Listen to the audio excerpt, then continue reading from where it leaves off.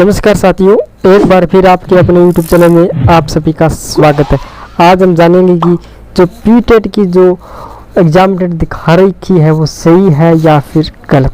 देख लेते हैं किस प्रकार से देख सकते हैं, और आप इस वीडियो को अंत तक बनेगा कि हम आपको बता सकें कि 20 दिनों की ये रणनीति है, आप किस तरह से पीटेट के सिलेबस को एक आसानी से कवर कर सकते हैं। बने रहिए, चलिए शुरू करते हैं। सबसे पहले आपको एग्ज़ाम डेट जाने के लिए आपको आधिकारिक वेबसाइट पर जाना होगा, जो कि आपको स्क्रीन पर दिखाई दे रही ये है। बोर्ड स्क्रीन पर जो दिखाई दे रही है आधिकारिक वेबसाइट। इस पर जाने के लिए आप सबसे पहले गूगल पर सर्च करोगे, और सर्च करने के बाद आपको ऐसा फ़ॉन्ट नज़र आएगा। ठीक है, इस तरह का फ़ॉन्ट आपको नज़र आएगा। ठीक है, आपको दिखाई दे रहा होगा कि एक तरफ 4 वर्षीय बीएड और एक तरफ 2 वर्षीय बीएड। 4 वर्षीय बीएड तब होती है जब आप 12वीं के बाद करते हैं, तब 4 वर्षीय, और ग्रेजुएशन के बाद आप बीएड करते हैं तो 2 वर्षीय होती है। सबसे पहले देख लेते हैं कि ये कब तक यानी फॉर्म फिल करने की डेट दिखा रखी है 1/3/2022 से लेकर 15/4/2022 तक। ठीक है, इसके बाद आपको एग्ज़ाम डेट दिखाई दे रखी है का इंट्रेंस एग्जामिनेशन पीटेट 2022 3 जुलाई 2022। समय दिखा रखा है इसके अंदर 11:30 AM टू 2:30 PM तक। यही फ़ॉन्ट सेम फ़ॉन्ट 2 वर्षीय में दिखाया गया है।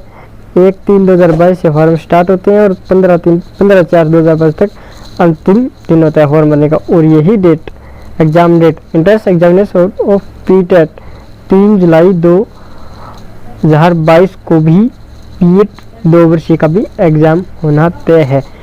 एग्ज़ाम आपका लगभग होम डिस्ट्रिक्ट के अंदर होना तय है। ठीक है, इसके बाद आपको कोई भी दिक्कत आ रही है तो आप इन दोनों हेल्पलाइन नंबर पर आपको कॉल कर सकते हैं और अपना समाधान करवा सकते हैं। और इसके बाद रही नेक्स्ट बात कि हम क्या पढ़ें।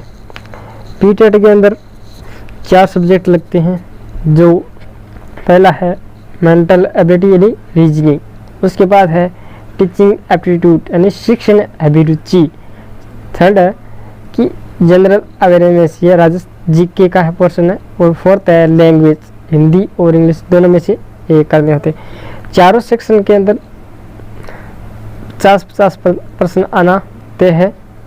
ठीक है, और प्रत्येक प्रश्न 3 अंक का निर्धारित किया गया है। जैसे यहाँ पे 50 प्रश्न है, 50 प्रश्न है, 3 अंक की कितने हैं 150। इस प्रकार ये भी 150 के हुए, 150 करके कितने हो गए 600 अंक। कुल प्रश्नों की संख्या कितनी आ जाती है यहाँ पे 200 प्रश्न होंगे और 600 नंबरों के होंगे। इसके बाद आगे देखते हैं क्या सिक्वेंस रखी है इन्होंने कि परीक्षा का पेपर अंग्रेजी और हिंदी में सेट किया जाएगा। यानी आपका जो माध्यम है परीक्षा का जो पेपर का माध्यम होगा वो 2 लैंग्वेज में होगा, एक तो हिंदी और इंग्लिश के अंदर। दूसरा है कि प्रत्येक प्रश्न 3 अंक का होगा, नहीं प्रत्येक प्रश्न 3 अंक का होगा, और अधिकतम अंक 600 यानी टोटल अंक कितने रहेंगे 600 अंक के होंगे। प्रत्येक सही उत्तर के लिए 3 अंक पूरे 3 अंक दिए जाएंगे। और इसके अंदर एक teaching aptitude and aptitude section में, यानी जो आपकी शिक्षण अभिरुचि है उसमें क्या है कि उत्तर 3 से 0 अंकों के पैमाने पर होंगे। यानी उसके अंदर 4 ऑप्शन होंगे इस तरह से, और इस तरह से ऑप्शन भरना होगा। आप इसके अंदर इसका मतलब यह है कि प्रत्येक प्रश्न के उत्तर का भार 3, 2, 1 और 0 होगा। यानी अर्थात इसका मतलब यही होता है कि इसके अंदर 3 नंबर उसी ऑप्शन पर मिलेंगे जो सबसे ज़्यादा स्टिकली उत्तर दे रहे हैं। उससे कम वाले को 2, उससे कम वाले को 1 और उससे कम वाले को 0। अब देखते हैं कि 20 दिनों के अंदर आपको क्या क्या पढ़ना है, देख लेते हैं। सबसे पहले आपको सबसे पहले आपका ए सेक्शन देख लेते हैं। एक सेक्शन में क्या आता है, रीजनिंग का पोर्शन आता है। ठीक है, रीजनिंग के अंदर आपको वो टॉपिक आपको फिर से रिवाइज कर लेने हैं जो आपको आसानी से आ रहे हैं।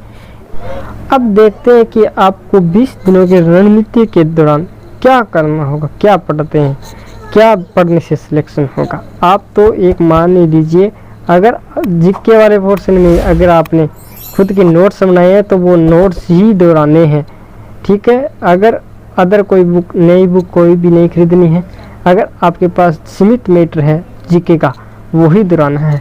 उसके बाद रही बात टीचिंग एप्टीट्यूड की, आपको पीटेट के अंदर सर्वाधिक नंबर दिलाने वाला सेक्शन ही कौन सा है, शिक्षण अभिरुचि वाला।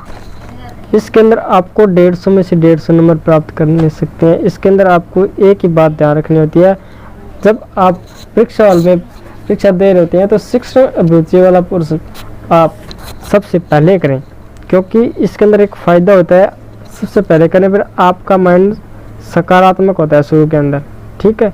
इसके अंदर आपको शिक्षण अभिरुचि में आपको संपूर्णतः सकारात्मक होकर अपनी जो प्रश्न ने आपको प्रश्न किया है उसका उत्तर देना होता है। अगर आप अपने माइंड नकारात्मक तरीके से उस उत्तर का जवाब देंगे तो उत्तर आपका गलत होगा। आपको सदैव हमेशा ही शिक्षण अभिरुचि के अंदर सकारात्मक सोच के साथ आपको उत्तर देना है, तभी जाकर आपको 150 में से 150 अंक प्राप्त हो सकेंगे। इसी प्रकार एक सेक्शन हो रहा है मेंटल एबिलिटी यानी रीजनिंग, इसके भी अंदर आप 150 के अंदर 150 अंक प्राप्त कर सकते हैं। शर्त यह है कि इसके अंदर आपकी प्रैक्टिस होनी बहुत ज़रूरी है। रीजनिंग के अंदर आपकी प्रैक्टिस होना बहुत ज़रूरी है। पीटेट के अंदर इतनी हार्ड रीजनिंग के क्वेश्चन नहीं पूछे जाते हैं, आपको बस थोड़ी सी प्रैक्टिस होगी ना तो आपके 150 के अंदर 150% सही होंगे। उसके बाद जीके वाले आपके नंबर कटेंगे तो जीके और या फिर हिंदी या फिर इंग्लिश लैंग्वेज के अंदर कटेंगे, क्यों कि जीके का कोई अंत नहीं है, जीके है अथाह है, ठीक है। आपके पास जो भी सीमित आपके खुद के नोट्स या फिर कोचिंग के नोट्स या फिर आपकी सीमित कोई बुक, उन्हीं को दोहराना है, न कि कोई आपको नया मैटर को नहीं छेड़ना है। उसके बाद हिंदी के अंदर आपके कोई खुद के नोट्स हैं तो उनको पढ़ दो, नहीं तो मार्केट से कोई नई बुक लेने की कोई आवश्यकता नहीं है। इसके बाद आपने एक लगभग पीटेट का अगर 2 बार सिलेबस कवर कर दिया है तो आप पीटेट के जो 20 प्रैक्टिस सेट ज़रूर काटना, आपको पता लग जाएगा कि हम कितने की तैयारी कर रखी है, ठीक है। आपको सिलेबस करने के बाद इस 20 दिनों की रणनीति के साथ आपको अंत में कम से कम 1 या फिर 2 तारीख को आपको सिर्फ 20 प्रैक्टिस सेट ही काटने हैं, ठीक है। इस प्रकार से आप एक पीटेट के अंदर अच्छे अंकों के साथ उत्तीर्ण हो सकते हैं और आपको महाविद्यालय आवंटन हो सकता है, ठीक है दोस्तों। और पीटेट से संबंधित को अन्य जानकारी पल पल आपके इस YouTube चैनल पर उपलब्ध रहेगी। तब तक बने रहिए, धन्यवाद।